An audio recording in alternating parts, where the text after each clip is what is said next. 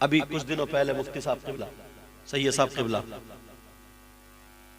यही नगरी होसपुर के पास में के साहब, सैयद साहब से नमाज जनाजा हमारे बाप की पढ़वानी है। तारीख मेरी दिन में पास में, रात में प्रोग्राम था सुवार के पास जो गाँव वहाँ पे, तो मैंने कहा चलो रात को वहाँ जाए ना, दिन में नमाज जनाजा पढ़ा देता हूँ। 3-4 महीने पहले की बात है, गर्मी पड़ रही थी उस वक्त, नमाज जनाजा पढ़ा दी। आम के पेड़ खड़े थे, उसके नीचे मैं खड़ा हो गया, लोग बहुत सारी मिट्टी दे रहे थे। मैंने कहा जरा रश कम हो जाए तभी मैं जाऊंगा। अब जब रश कम हुआ, मिट्टी देने के लिए गया, आस्तीन थोड़ी चढ़ाई मैंने ऐसे करके, और मेरे आगे एक शख्स था, वो उसने जब मिट्टी देना शुरू करी तो मालूम है क्या किया, उसने मिट्टी उठाई ऐसे करके, उठा ली ऐसे, और ऐसे करके उठाने के बाद अब हिल रहा है, पढ़ रहा है, झूम रहा, मुंह चला रहा। यार 3-4 मिनट हो गए पढ़ते हुए। मैंने कहा या अल्लाह, इतनी लंबी दुआ तो है नहीं, ये क्या पढ़ रहा है, किसे दिखा रहा है, धोखा किसे दे रहा है यार। सोचो इतनी देर तक झूम रहा, पढ़ रहा, झूम रहा, पढ़ रहा, समझ। और है कितनी मिन्हा खलकनाकुम, कितनी देर लगी, मिन्हा खलकनाकुम, एक मुट्ठी मिट्टी देने की दुआ यही तो है। अब वो पढ़ रहे हैं, आज ये दिखावा नहीं, किसे धोखा दे रहा है, कहां बच सकता वो, लोगों को क्या क्या देना चाह रहा है, किसे दिखा रहा, दिखावा। हजरत उमर का जमाना होता 80 कोड़े, खैर हुक्म तो मैं हद तो जारी नहीं कर सकता, क्या होता। अब जरा देखो इधर पसीने में हालत खराब, और मैं कह रहा हूं या अल्लाह, वो तो भेलिया झूम रहा। काफी देर पढ़ने के बाद अब मारिए फूक, फिर मिट्टी दी, फिर थोड़ी देर में, फिर थोड़ी देर में मैंने जल्दी से मिट्टी देके मिन्हा खलकनाकुम व फीहा नुईदुकुम व मिन्हा नुखरिजुकुम तारतन उखरा, और मैंने उनको पकड़ लिया। मैंने कहा भाई साहब मिट्टी देने की दुआ सुनाओ। बोले आप कौन है? तो कभी कभी ना उस पर वजन डालने के लिए बताना पड़ता। मैंने कहा जो मुफ्ती साहब ना, हालांकि ना मुफ्ती ने एक तालिबे इल्म कहा, बताया उसको इस वजह से ताकि ये सुने बात पूरी और मैं इसको वो कर दूं। तो मैंने कहा जिन्होंने नमाज जनाजा पढ़ाई है ना? बोले हाँ। मैंने कहा मैं वही हूँ। अच्छा बोले हजरत, बोले हजरत। मैंने कहा मिट्टी देने की दुआ सुनाओ। 2-4 लोग और आगे के पता नहीं क्या बात है। मैंने कहा मिट्टी देने की दुआ सुनाओ। तो बोले हजरत वो माफ कर दो, मेरे आधी याद हुई है। तो तेरी आधी इतनी देर में हुई है? तेरी आधी इतनी देर में हुई, पूरी होती तो पसीने पसीने था। फिर मैंने कहा वो आधी सुना, इतनी देर देखूं तूने पढ़ा क्या, वही सुना। तो बोले वो हजरत वो भी कच्ची है थोड़ी। क्या हो गया यार इस कौम को? ऐसे लोग इमाम पे उंगली उठाते, ऐसे लोग आलिमों पे उंगली उठाते, ऐसे लोग जिन्हें मिट्टी देने की दुआ याद नहीं हो। अभी ये इन बच्चों ने जलसा कराया, कितना अच्छा काम करा। अगर चंदा देने पहुंच जाए ना तो कोई अगर 2-4 टाइम की नमाज पढ़ लेता ना तो वो क्या कहता, नमाजें पढ़ता नहीं, जलसे बहुत कर रहे हो तू, तेरे अब्बा ने भी नमाज पढ़ी, पहले नमाजें पढ़ ले। नमाज इनसे ये पूछो, तुम इनकी उम्र में तो रंडियां देखते थे, तुम इनकी उम्र में तो रंडियां देखते थे, अब तुम्हारी कहीं चली नहीं तो मस्जिद घेर ली। हालांकि नमाज की तौहीन या नमाजी की तौहीन नहीं कर रहा हूं मैं। अरे कम से कम कोई दीन और इस्लाम का काम कर रहा, उससे भी रोक दो तुम।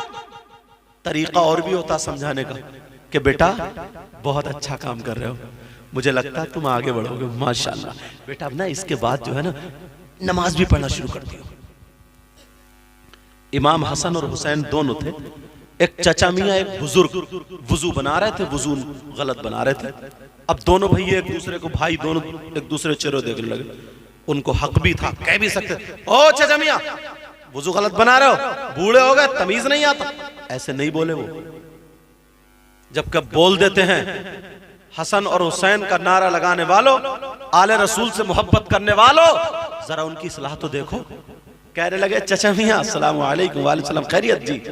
मैं वो हूँ। यहाँ बेटे मैं जानता हूँ तुम्हारे नाना तुम्हें कांधे पे रखते हैं ना, जानता हूँ तुम्हें, जानता हूँ, सजदे में थे तो तुम ही पीठ पे, जानता हूँ। बोले चचा मियाँ हम दोनों भाइयों एक फैसला कर दो। अरे मैं फैसला करूँ? तुम ही तो बड़े हो, का फैसला कर दो। बोले क्या? बोले हम दोनों भाई वुजू बनाते हैं और एक हम में से ऐसा वुजू बनाएगा जैसे हमारे नाना बनाते, और एक ऐसे बनाएगा जैसे नाना नहीं बनाते। तो उन दोनों में से एक भाई ने ऐसा बनाया जैसे वुजू बनाने का तरीका है, जो आका ने बताया, और दूसरे ने ऐसा बनाया जैसे चचमिया बना रहे थे। तो बोले बेटा ये बताओ नाना की तरह किसने बनाया? तो बोले इन्होंने बनाया। बोले बेटा जो नाना की तरह वुजू बनाया सही वुजू तो वही है, और दिल में चचमिया। बोले यार गलत तो मैं भी था। यही बोले होंगे कयासन। इस्लाह का जरा अंदाज तो देखो। उसी दिन से चचमिया भी संभल गए। बोले मैं भी ऐसे ही बनाऊंगा। बोले बेटा ऐसे बना देते ना तुम्हारे नाना? बोले हाँ। बोले ऐसे यही तरीका है। और अगर वैसे कह देते तो कह दो चचमिया बुढ़े हो गए, शर्म नहीं आ रही, तमीज नहीं है, यू नहीं और तू नहीं और ऐसा नहीं है, तो वो और चिढ़ जाते। वो कहते देखो नाना कैसे और नवासा कैसा, ये कह के हट जाते। तो तरीका सीखो यार। उसके भी बीवी बच्चे हैं इमाम के भी। हफ्ते में एक दिन जाता है जुमेरात को, समझे? कोई इमाम यार एक उम्र ऐसी होती है, इमाम साहब अगर हुजरे में टोपी उतार के बैठ गए ना तो बाज बूढ़े ने पूरे गांव में उड़ा दी। ले इमाम थोड़ी है वो तो लफंगे लड़कों के साथ में घूम रहा। तो तुम्हारे बुढ़ों के साथ में हुक्का पिए क्या वो? अगर किसी जवान की मोटरसाइकिल पे बैठ के चला गया, सोचने की बात, सोचने गलती होती है, हो जाती है। ये मैं नहीं कह रहा हूं कि नहीं हो सकती है, हो सकती है। कुरान शरीफ पर अगर कहीं धूल चढ़ जाए तो क्या करोगे? माज़ल्ला उसे गलत जगह फेंक दोगे? उसे साफ करोगे, झाड़ोगे, फिर चूमोगे, उसकी इस्लाह करो, बता दो, फिर सीने से लगा लो। अगर ऐसा होता तो हुजूर तो फिर किसी को माफी नहीं करते। कितना सताया, पत्थर मारे यार, मारे नहीं मारे, जूतियों में खून आ गया। हुजूर नमाज पढ़ रहे थे, ऊंट की ओजड़ी डाल दी, सारी तकलीफ। एक ऐसे करके रुमाल था ऐसे डाला, ऐसे करके अमेटते, मिशकात शरीफ जब मैं पढ़ा रहा था ऐसे अमेटते ये गला घुटने लगा, आंखें से उबलने लगी और एक तरफ खींच के ले गए। हुजूर ने फिर भी माफ कर दिया।